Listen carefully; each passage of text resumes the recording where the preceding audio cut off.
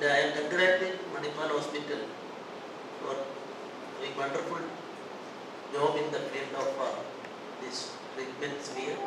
Very happy to say that I have visited directly. I met 350 dialysis patients. Most of them, of course, I visited their village and for help, monetary help. I am not saying the details. So the government has got a personal fund. That personal fund I distributed for that patients. Today I think that is complete in 1 year, declared for 1 year. That time Prime Minister's 71st birthday.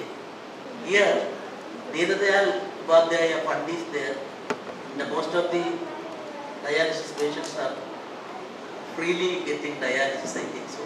Subject to correction I am saying. That is what is I felt when Konda and other area, I visited, they told that they are freely getting this dialysis. Dialysis 350 patients. The light of this program,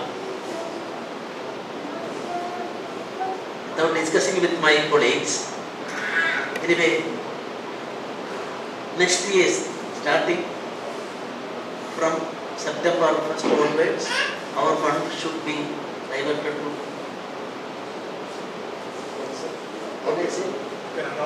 for the benefit of the cancer patients.